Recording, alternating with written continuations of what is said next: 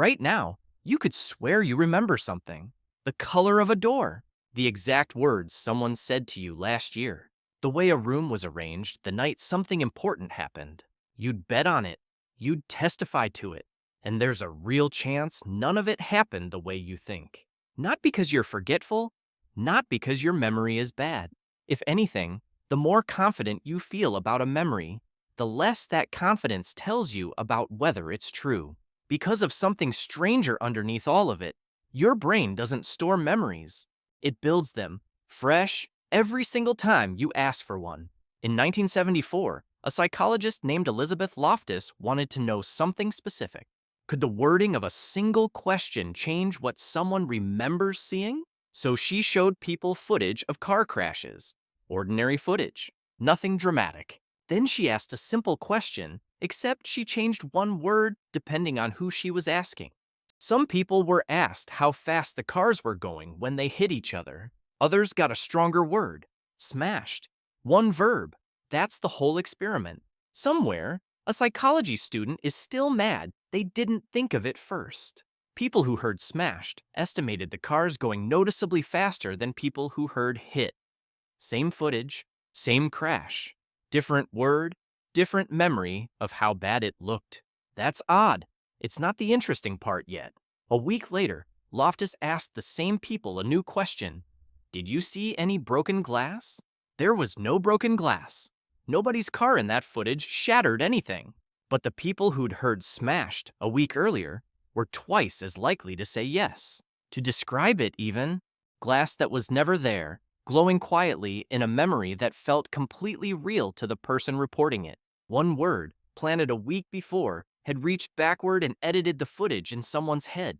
So Loftus asked the obvious next question, the one that should worry you a little. If a single word can add broken glass to a memory of something that actually happened, what happens if nothing happened at all? In 1995, Loftus and a colleague ran an experiment that sounds almost too simple to work. They recruited 24 people, and for each one, contacted a close relative. The relative supplied 3 real childhood memories. Loftus's team added a 4th, a fake one, getting lost in a shopping mall around age 5, crying, rescued by an elderly stranger, reunited with the family. Never happened. Invented entirely, then slipped in next to 3 true stories like it belonged there. Here's the part that should stop you. 6 of the 24, 25%, came to believe it. Not just, sure, maybe. Some of them added their own details unprompted. What the store looked like. How scared they'd felt.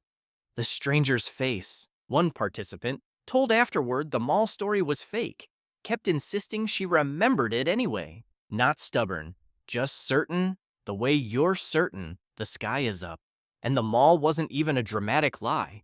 Nobody claimed to remember an alien abduction, just a slightly scared kid and a nice stranger. Small enough, ordinary enough, to slide past whatever guard was supposed to be checking memories at the door.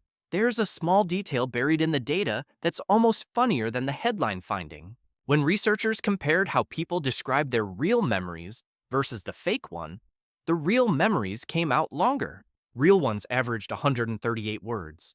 The fake mall memory averaged 50, less than half, as if some quiet part of the brain knew this file was thinner than the others and just filled the gap with confidence instead. For decades, people argued this was a fluke, small sample, easy to challenge in court, which mattered, because Lost in the Mall became one of the most cited studies in legal history, used and disputed in cases about recovered memories of abuse, about eyewitnesses, about whether a vivid memory is proof of anything at all. In 2023, researchers finally ran it again properly, 5 times the original sample size. Every method decided in advance, so nobody could tune the numbers after the fact. The false memory rate didn't shrink, it went up 35%.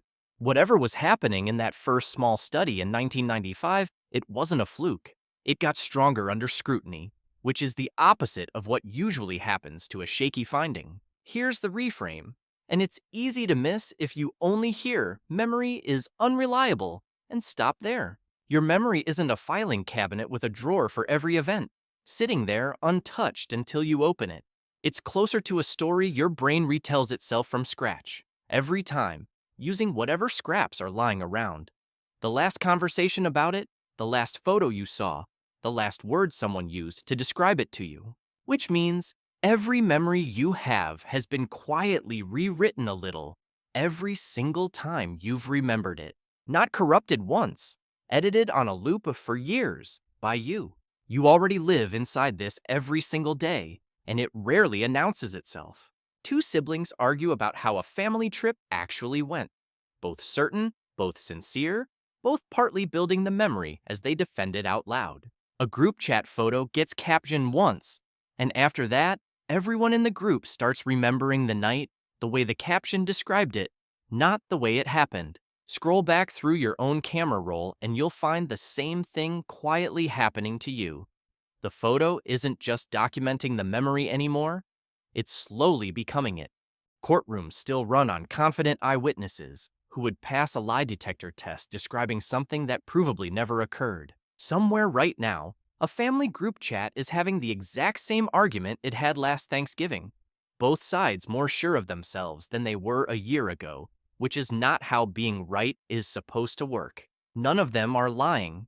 That's the part that should actually bother you. The mall study wasn't about liars. It was about ordinary, honest people, certain of something false, because certainty was never the part of memory that was supposed to prove accuracy in the first place. If there's a reason your brain works like this, instead of like a hard drive, it's probably this. A perfect, unchangeable recording is heavy and useless the moment the world moves on.